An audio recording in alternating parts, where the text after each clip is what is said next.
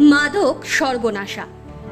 মাদক সেবন শুধু একটা মানুষকে নয়, একটা পরিবার, একটা জাতিকে ধ্বংস করে দিতে পারে।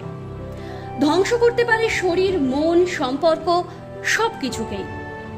তবুও নামি দামি কোম্পানির মদের বিজ্ঞাপনে আমরা দেখতে পাই আমাদেরই প্রিয় খেলোয়াড় বা প্রিয় নায়কদের, যাদের দেখে আমরা প্রতিদিনের উদ্দেশ্য খুঁজে পাই। ইসলাম ধর্মে মদ্যপান নিষিদ্ধ, তাই যে সকল মুসলমান ক্রিকেটারেরা অ্যালকোহলের বিজ্ঞাপনের সঙ্গে নিজেকে জুড়তে অস্বীকার করেছেন, আজ তাদের কথা একবার মনে করে নেওয়া যাক। শুরু করি সদ্য ঘটে যাওয়া একটা ঘটনা দিয়ে।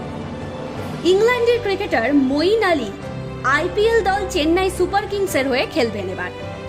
চেন্নাই কিংসের অনেক স্পন্সরের মধ্যে অ্যালকোহল কোম্পানিও রয়েছে। সেই সংস্থার লোগো দেওয়া জার্সি পরতে অস্বীকার করেন তিনি। চেন্নাই সুপার কিংস মঈন আলীর এই দাবি মেনেও নিয়েছেন। এর আগেও যে সকল ক্রিকেটারেরা অ্যালকোহল সংস্থার থেকে দূরে রেখেছেন নিজেদের, এবার একে একে তাদের কথা। ইউসুফ পাঠান 2011 সালের বিশ্বকাপ জয়ী এই ক্রিকেটার খেলেছেন আইপিএল এর বিভিন্ন দলের হয়ে। এই বিখ্যাত ক্রিকেটার তার দীর্ঘ ক্রিকেট জীবনে কখনোই অ্যালকোহলের প্রচার করেননি।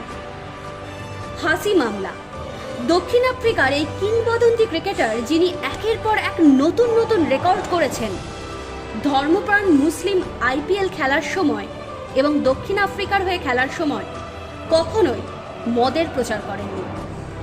দক্ষিণ আফ্রিকা ক্রিকেট দলের প্রিন্সিপাল স্পন্সর একটি মদ সংস্থা হওয়ায় সেই মদ সংস্থার লোগোওয়ালা জার্সি পরতে হতো, না হলে দিতে হতো ফাইন।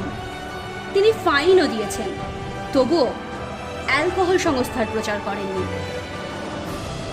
রশিদ খান আফগানিস্তানের জাতীয় দলের এই ক্রিকেট সেন্সেশন আইপিএলে হায়দ্রাবাদের হয়ে খেলেন। তিনিও হায়দ্রাবাদের জার্সিতে থাকা মদের লোগো মুছিয়ে পড়তেন। ফাহিম আশরাফ পাকিস্তানের এই ক্রিকেটার ইংল্যান্ডের কাউন্টি ক্লাবের হয়ে খেলার সময় অ্যালকোহল সংস্থার লোগোওয়ালা জার্সি পরতে অস্বীকার করেন এবং ক্লাব সেই দাবি মেনেও নেয়। আজহার আলী পাকিস্তানের টেস্ট দলের ক্যাপ্টেন ক্যারিবিয়ান প্রিমিয়ার লিগে খেলার সময় অ্যালকোহল সংস্থার লোগোযুক্ত জার্সি পরে খেলতে অস্বীকার করেন তিনি। ইমাদ ওয়াসিম পাকিস্তানের এই ক্রিকেটার ইংল্যান্ডের কাউন্টি ক্লাবের হয়ে খেলার সময় অ্যালকোহল সংস্থার লোগোওয়ালা জার্সি পরতে অস্বীকার করেছিলেন এবং ক্লাব সেই দাবি সসম্মানের সাথে মেনেও নেয়।